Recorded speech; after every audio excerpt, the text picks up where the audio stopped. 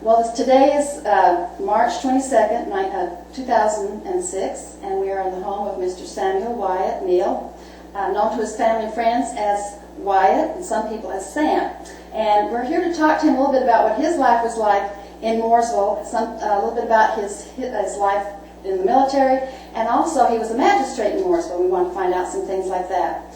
So let me start by asking you, what was your first recollections of your young life in Mooresville? My young life? Well, I was born on a farm, and at that time, everybody pitched in and worked. And 6 or 8 years old, I guess I was hoeing cotton, picking cotton, and when my father had a dairy farm and milking cows. I milked cows. In fact, milking cows is what sent me to the Army. I figured there must be an easier way to make a living instead of milking cows. So at 17, I enlisted in the U.S. Army and spent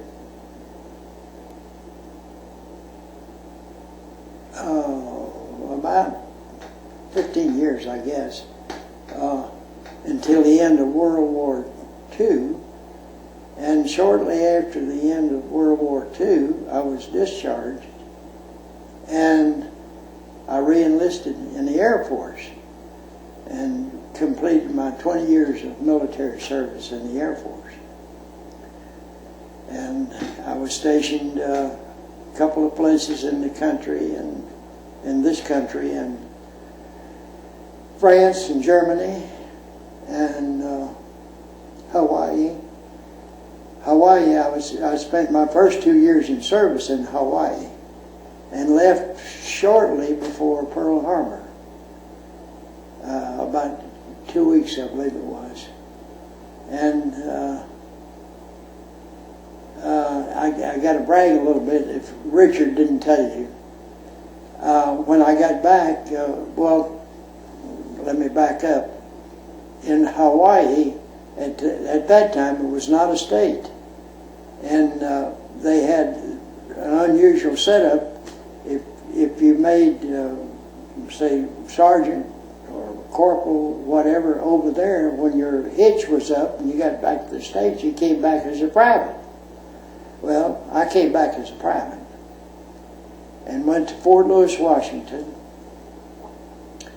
and with the war started immediately, and that called for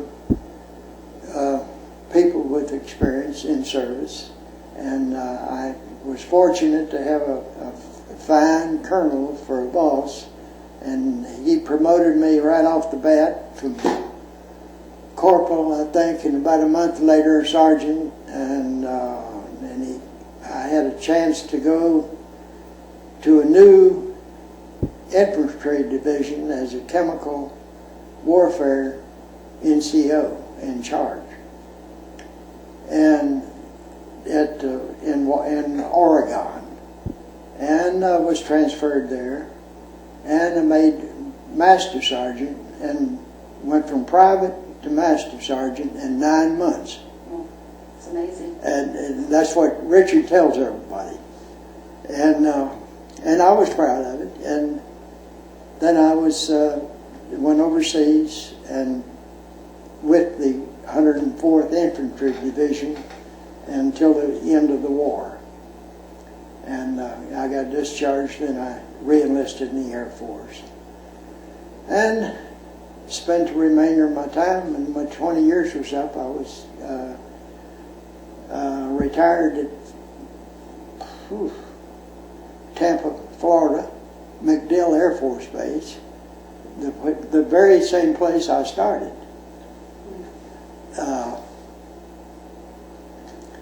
And I came home and went to business college in Charlotte, spent 2 years there and graduated. And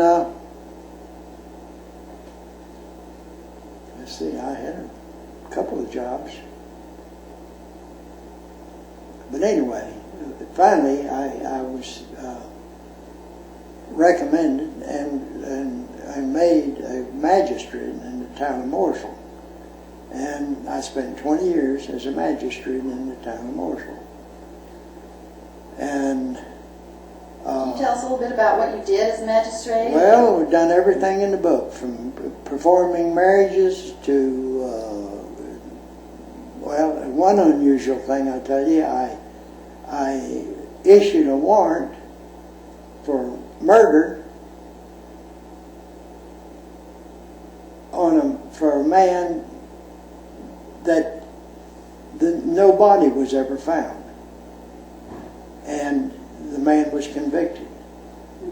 What happened, we think, was he worked in Charlotte on a construction job, and his company was building a commercial building, and we think that he killed the woman and took her down there at night and buried her underneath the concrete floor of this building. And of course, later on, there was no way of telling. They weren't going to dig up the building to find out if that was true. But anyway, the court believed it, and they convicted him of second-degree murder. And what kinds of crime were going on in Mooresville at that time? Was it mostly just break-ins and what? Very minor stuff. Just minor things. Occasionally you'd have a serious crime committed. What years are we talking? What year span? Well, I retired in 1960. So it's been from 1940 to 1960 then? Yeah, 20 years. About 47. Actually. Right after the war? Yeah. Okay. And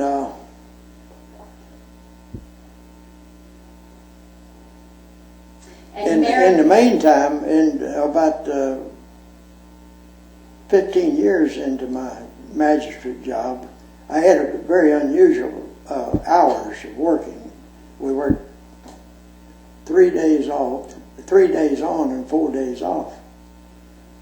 Of course, we were on call 24 hours a day. They called you every time they arrested somebody. You had to go in and set a bond and take care of it. And where was I?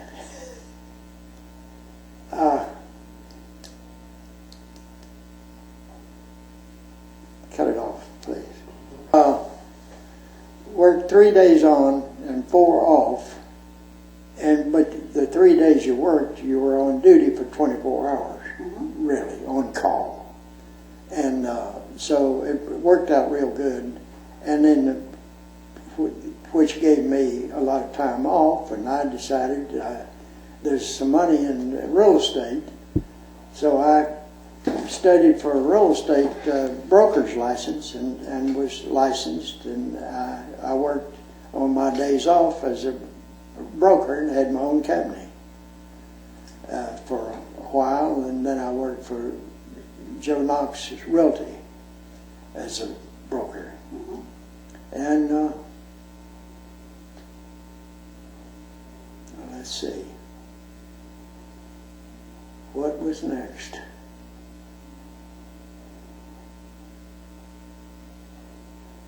I retired. That was it. I've been without. I'm retired from the military and the state of North Carolina and Social Security, so it pays most of the bills. Good. When you were a magistrate, you mentioned that you married folks. Yes. Are there people in the town now that you married? Do you know? Oh. Or some of the people that you married that their children may be still in this town? Well, really, I didn't know, most of them I didn't know very well. Oh, okay. Did people from out of town come to get married, or was it just the in-town people? In the county, or locally around Mooresville. Okay. And it was a quick way to get married. And we counseled them if we had a chance, and tell them it's best to be married in a church or somewhere, you know. But if you insist, we'll do the job. So we did. Were there any moonshine stills or anything like that in the area when you were magistrate, or anything like that going on?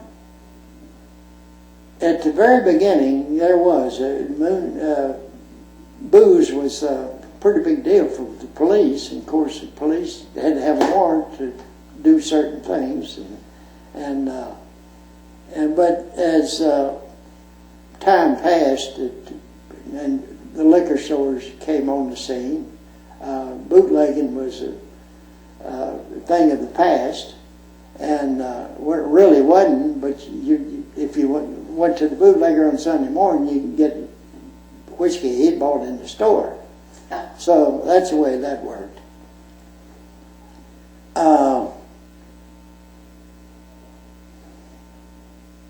When you were a child on the farm, you talked a lot about the hard work in the fields and milking the cows and so forth. Did you have opportunity to come into town? Did you sell your goods in town? Oh yeah, my dad, we had a milk crop, really, and that was part of our job, delivering the milk, to take the quart off from the car to the house, and I got an unusual story to tell you, and I don't know whether you know it or not, but mill workers used to have a pretty poor reputation as a class of people. But my dad had a mill crowd, and 95% of them worked in the mill, and most of them live in, we call it Mill Hill. And the company, the workers went on strike for Mooresville Mills. And it went on and on and on, and of course they weren't working. And my dad he's got milk, he got to milk the cows every day, so he kept taking milk to them. And people told him, said, well, you'll never get your money, you know. And it was either feed the hogs the milk or deliver it. And he had the faith in them, and he delivered his milk all the way through I'd say 3 months of the strike. And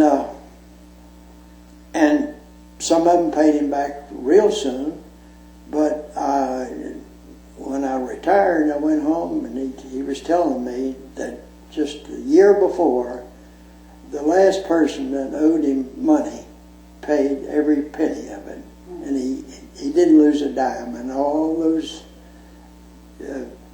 credit deals. That's amazing. When he was collecting these during the strike period, was it always paid back in currency, or did they barter? Or for the milk? Yes. Oh, he sold it to them on credit. Okay. I mean, they didn't have any money. They lost their job, really. They were waiting on the strike. Some of them, I think it was a northern group that came in here and hoodwinked the people, the workers, and had them go on strike. But it failed. And do you remember what year that was? I'm guessing it was between 35 and 38, somewhere in that neighborhood. When you came into town, let me ask you a question again. Did you only come into town to deliver milk, or were there other reasons for you to come into town? Well, I walked to school. We lived about 2.5 miles from town, or from school, and walked every day if it wasn't raining. If it was raining, Dad would take us. Back then, you had to live at least 5 miles away from the school before a bus would pick you up. So that's the way that worked. What were some of the stores in town that you remember? Some of the stores? Mm-hmm. Some of the stores that you remember. Well, my uncle was a partner in Mayhew and McNeely. He was Lester Mayhew. was dry goods. There was two sides to the store with an entrance in the middle. And he ran the dry goods side, and Samuel Neel ran the grocery side. And below there, one of the first stores of A&P, chain stores, A&P came in and they opened the store just below him, and Belk's had a small store. Well, really, compared to other stores in town, it was the biggest store in town. And we had two hardware stores, Johnson's and Turner's. And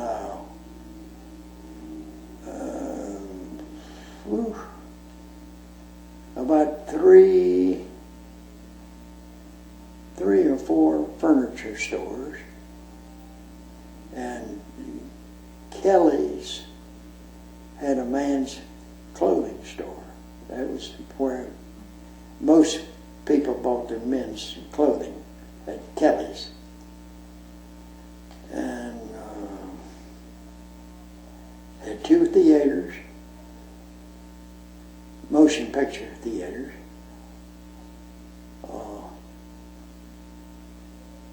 And the doctors, for some reason, I don't know why, they usually had their offices upstairs on Main Street. And if you want to see a doctor, you had to go upstairs. And this may have some bearing on it or not, but a friend of mine had me go with him to Carthage, about 100 miles away, to visit his family, his sister, I believe it was. And while we were there, they had a small child, and I reached down to pick him up playfully to raise him above my head. And when I done that, something snapped in my back. And I went to bed that night, and the next morning I couldn't get out of bed.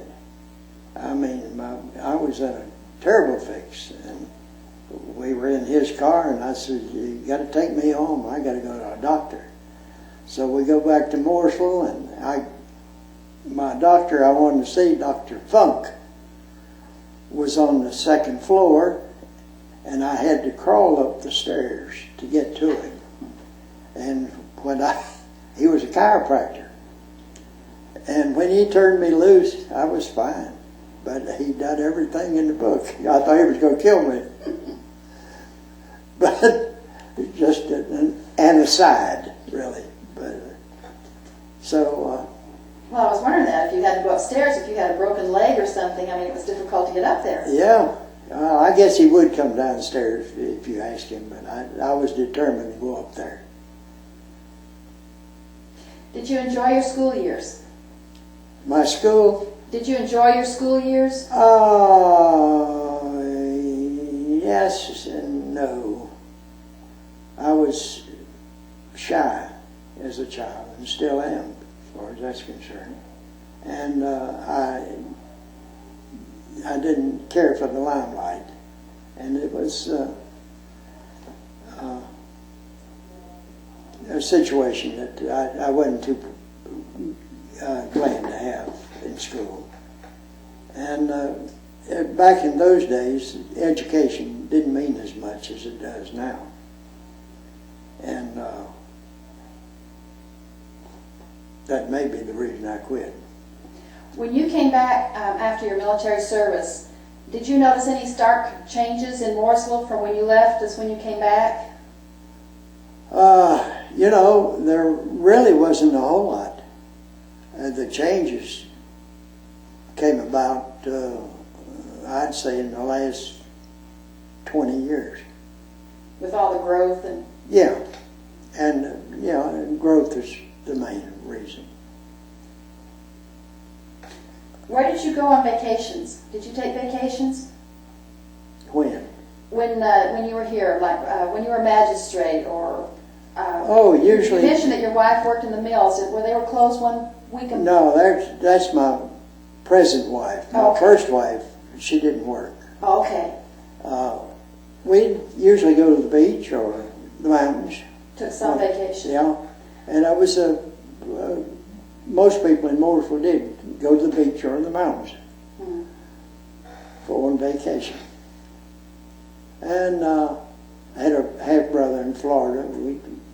We'd go to Florida at least once a year.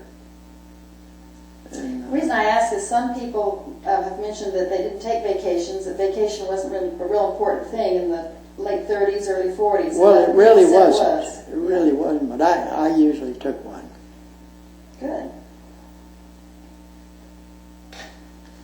Is there anything else you'd like to add?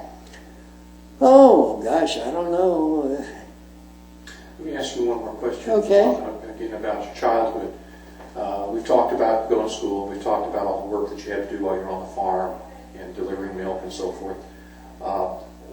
Was there anything that you did as a child that was enjoyable? Did you have any activities or camping or fishing, or did you hang out with people? Did you not have time? We used to go to the river, we call it, the Catawba River, which is now Lake Norman. And, of course, it's fishing in a river. And we go fishing maybe once or twice a summer. And usually catch catfish and have a catfish stew, which was delicious if you ever tried. And that was about it. Were you here when they flooded the lake? You were here then. When they You went- were here when they flooded for the lake? Oh yeah, yeah. What was the mood of the people when that happened? Were they happy for it? Were they unhappy? Were they a mixed bag? I think most people were happy with it because they knew what would happen, because they started selling lots and people would be building on them, and that's where I made a little bit of money in my real estate brokerage. And hindsight, I could have made a fortune if I if I knew then what I know now, but I didn't. Yeah, I've always made a living though. So Where you were brought up on the farm, is that still there? yeah. And is it still a farm, or has it been developed? I moved the house about half a mile on, at that time, my land. I have sold that land, and the house is still there. And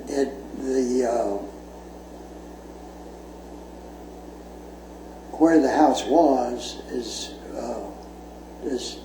I sold it to two gentlemen from Mooresville, and they never done anything with it. And So it's still pretty natural? yeah, it's still natural. Do they farm on it, or is it just wild growth? No, there's no farming on it. And the backside, Don Horton bought part of it, and the part that faces 150 coming out here. And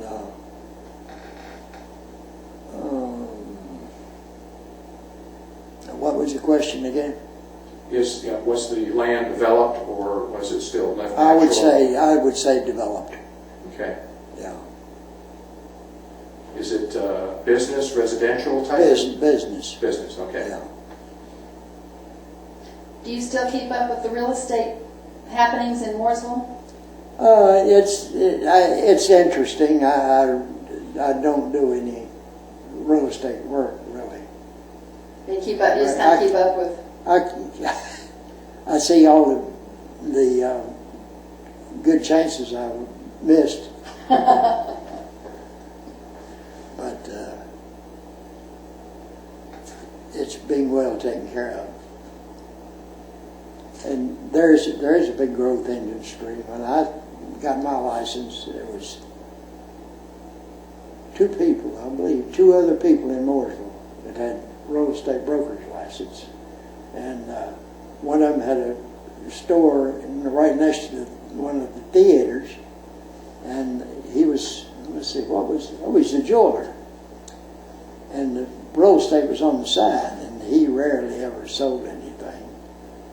So it was wide open, the real estate business. And Do you remember the jeweler's name? It's not the one that's there now on Main Street. no, if I may be wrong, but I think originally it was Eugene Fink, F-I-N-K. Okay. But this gentleman worked for him, and when the man died, he took over the business. Oh, okay. I was wondering if it might be Setzer's or... No, Setcher's was directly across the street. Oh, okay. Okay. Well, competition. Yeah. And I don't. They weren't there then. They've been in business less than 20 years, I would say. Anything else? Anything you want to say? Oh gosh, I really don't. Okay. I'll try to answer your questions if you got some. Well, I think we've probably asked them all. So I just want to thank you, Mr. Neel, for letting us come and talk to you Well, today. I appreciate it, and I've enjoyed it. And with that, we'll turn the camera off. Okay.